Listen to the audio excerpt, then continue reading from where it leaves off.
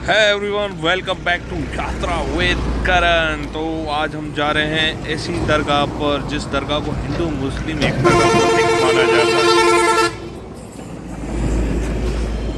तो आज हम जा रहे हैं ऐसी दरगाह पर जिस दरगाह को हिंदू मुस्लिम एकता का प्रतीक माना जाता है। और उस दरगाह के वली ने गायों के संरक्षण के लिए खुद के जीवन की आहुति दी थी। तो जुड़े रहिए हमारे साथ यात्रा विद करण में, और आगे का इतिहास चलते हुए जानेंगे। तो आज की यात्रा में हम निकल चुके हैं हाजीपीर, जिसकी दूरी भुज से 100 किलोमीटर है। तो हाजीपीर जाने के लिए सबसे पहले आपको भुज में आना पड़ेगा।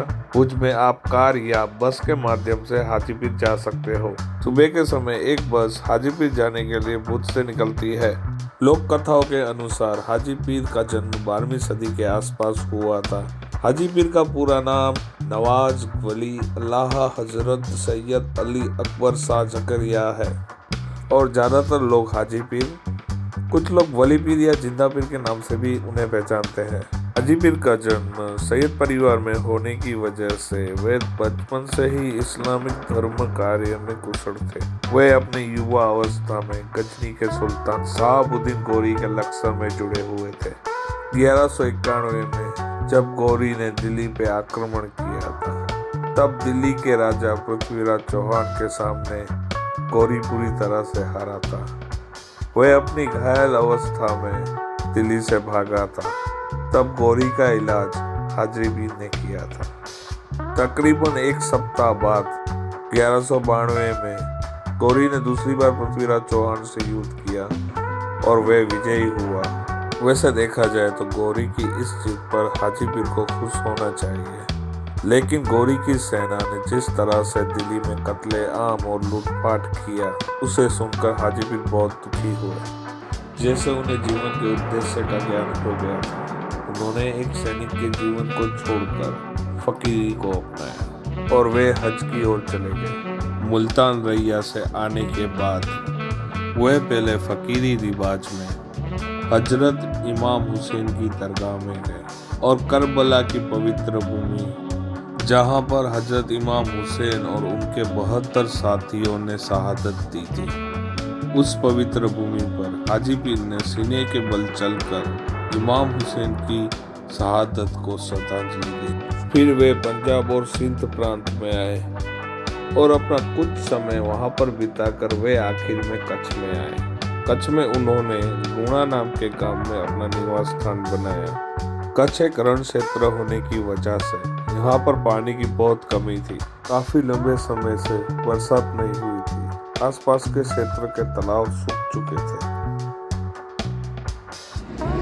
देखिए, ये रास्ता जो जा रहा है वो माता के मोड़ जा रहा है, और यहाँ से आपको टर्न लेना है। और ये रास्ता जो जा रहा है वो हाजीपीर जा रहा है। तो मिलते हैं आगे। छोड़ दिया है और जो गांव है उसकी ओर बढ़ रहे हैं। और ये गांव का रास्ता बहुत ही भयंकर है, यानी बहुत ही बेकार रास्ता है। और गाड़ी की स्पीड तकरीबन 20-15 के आसपास रहेगी, क्योंकि रोड बहुत ही ख़राब है।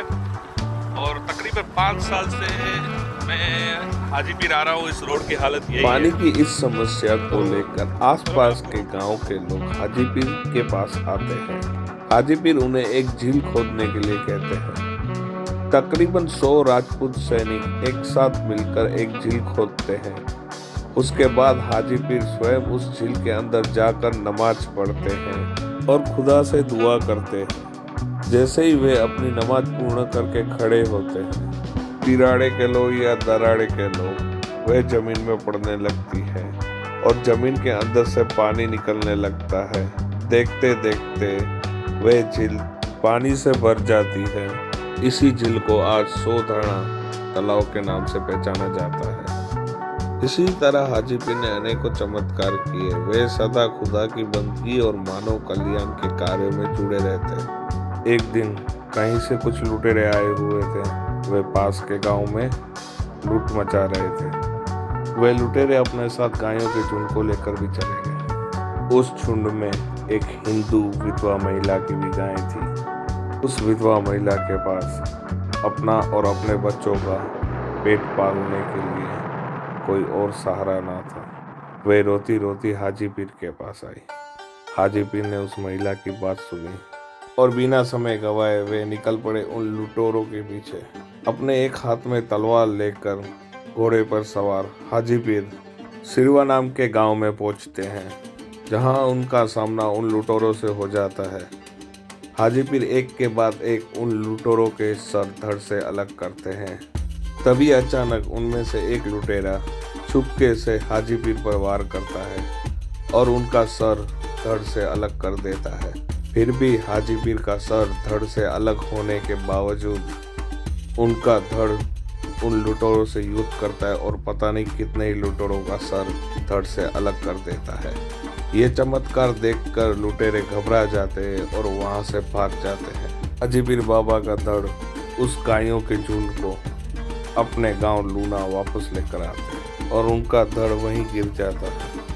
इसलिए उनके धड़ को उसी गांव में दफनाया जाता है और उसी गांव में उनकी दफन विधि की जाती है। तकरीबन 5 साल हो चुके मुझे हाजी पीर आते हुए, और रास्ते की हालत वही की वही है। और ये देखो हाथ की हालत पूरे लाल हो चुके हैं। 15, 10 की स्पीड में आ रहा हूँ और रोड तो बहुत ही, जो बोलते हैं ना 100 में से 0 आप दोगे ना तो मैं -10 दूंगा। बहुत बुरी हालत है। अफसोस होता है ये सोचकर कि एक संत, एक फकीर जिसने गायों के संरक्षण के लिए अपने जीवन की आहुति दी थी, और उनके रोड की हालत ये है आज देखो। और ये जितने भी ट्रक जा रही है मेरे पीछे आप देख रहे हो, नमक की ट्रक है।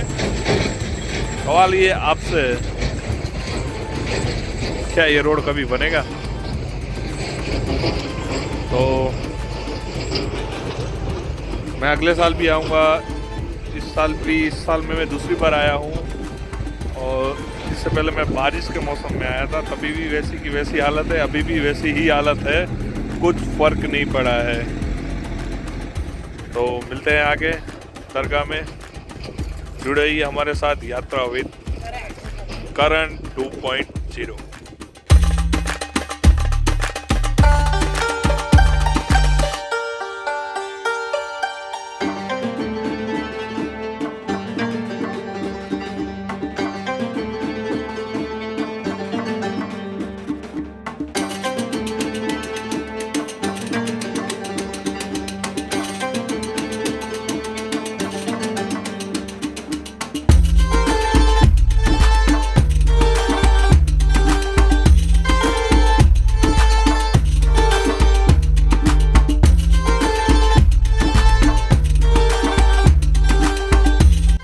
इस दरगाह में जो भी सच्चे मन और नेक इरादे से आता है वो कभी खाली हाथ नहीं जाता।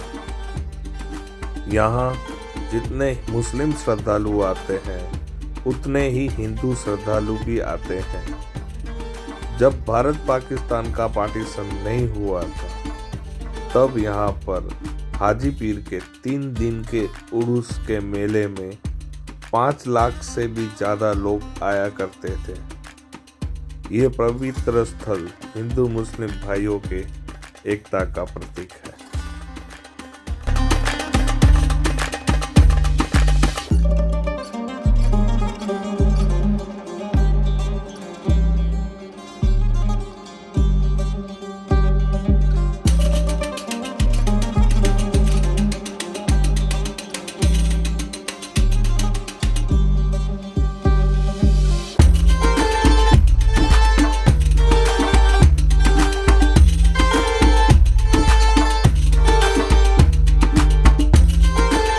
आने के लिए 2 रास्ते हैं।